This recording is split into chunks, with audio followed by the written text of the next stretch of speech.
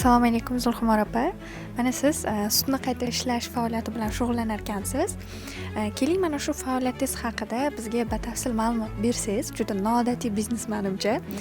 Ishni dastlab nimadan boshladingiz? Mana boshlaganimga 5-6 yil bo'ldi. Kam-kamdan qildim. Qarasak yaxshi bo'layotgandi. Sekin-sekin ko'paytirishni boshladik. Endi yoshligimizda ham qilingan, ota-onalarimiz ham qilib kelgan bu narsani. Bunga endi ko'paytirishga harakat qildik. Keyin ishni kengaytirish uchun biz bankka murojaat qildik.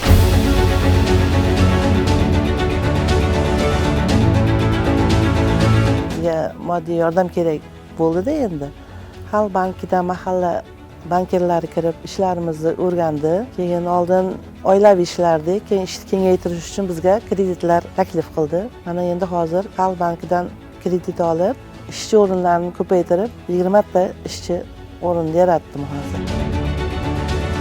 Demak, bularning turlari bor. Ha, turlar zakazga qarab qilinadi endi. Mayda deydi, katta deydi, o'rtacha deydi.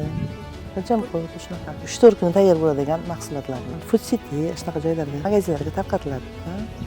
Toshkent shahriga ham boradi. Toshkent shahriga ham boradi. Kerak bo'lsa, Koreyalar shahriga ham olib ketishadi. Chetga. Afrikagacha ketdi bu qurtlardan. Bo'ladi qiyinchiliklar, harakatda hamma narsani ikkilanmaslik kerak. Hammasi bo'ladi.